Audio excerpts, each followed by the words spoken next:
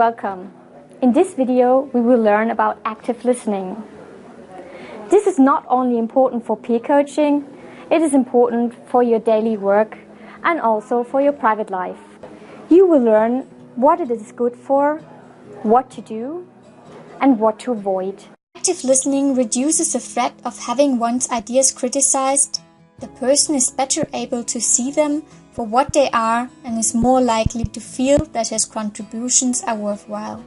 Active listening is an attempt to demonstrate unconditional acceptance and unbiased reflection by a therapist, or in our case, the group members. It is formally derived from a description of a set of verbal and non-verbal skills in parent-child communication and was traced by Carl Rogers for his humanistic psychology approach. Individuals tend to maintain along their self-picture, no matter what. So every attempt to convince them differently is threatening, since their whole identity is built upon their beliefs of their self-picture. This means that even a well-meant praise can be uncomfortable and displeasing for someone who believes he's not worthy of the praise and is not good in what he was praised for. This keeps the person from changing.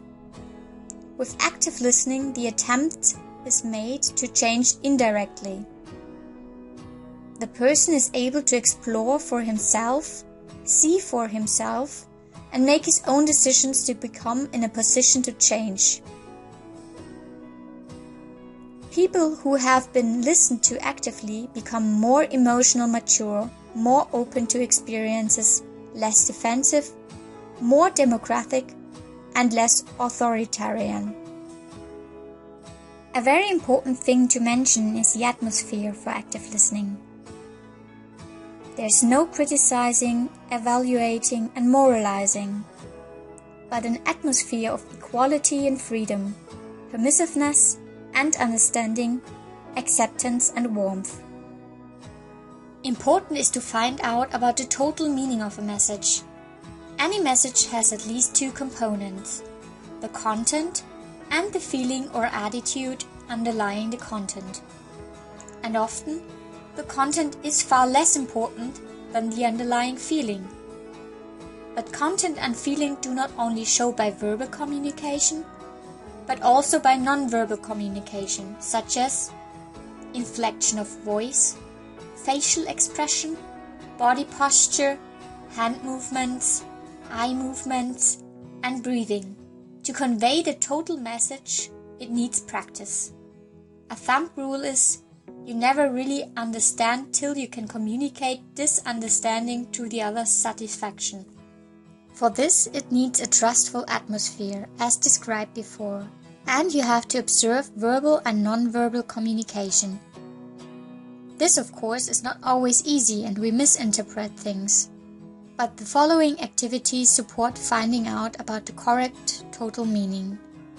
Paraphrasing and summarizing in your own words helps you to find out if you understood the situation or not. It also shows the client that you listened carefully and are interested in his thoughts and feelings. You could start your sentence like this. This sounds to me as if, let's see if I understood you correctly. By using response tokens, such as yeah, and oh, or I understand, you can show you are active listening without saying much and interrupting. Emotion labeling is putting feelings into words. I'm sensing that you're feeling anxious. This makes the person see things more objectively. Be silent means not to be quiet all the time, but to give the client time to express himself and take pauses. Through using I instead of you makes the statement focus on the problem, not on the person. And I messages convey your personal feelings, which gives the client the opportunity to either take this statement as useful or reject it. And if you have the feeling the person is far too emotionally charged, you better redirect the conversation to another time. We tend to tell about our own experience and give advice before listening what the total meaning of the other person is. It is also difficult for us to tolerate and understand actions of others that do not fit our own beliefs. In active listening, though, this is what to avoid. Additionally, some other behaviors disturb active listening, such as why questions. Why?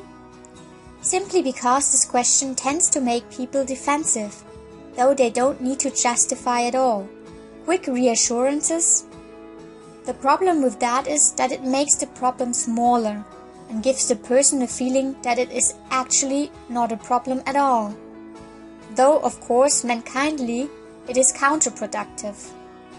Interrupting.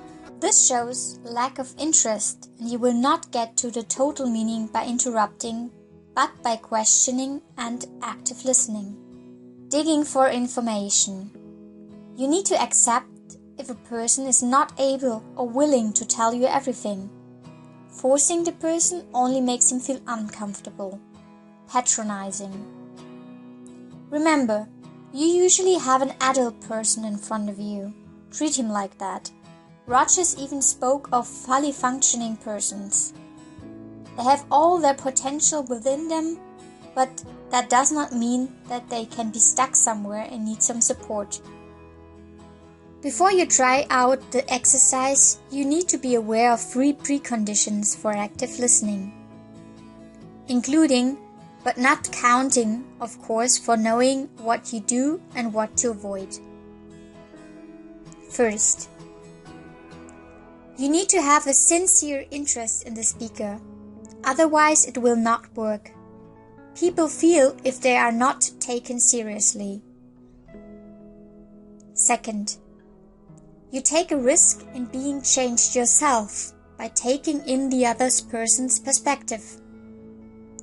Third, you need to take all your courage to keep up with what the other person is saying and seeing, instead of interpreting yourself and forcing in your view. Now you heard a lot about active listening, what you should do and what to avoid.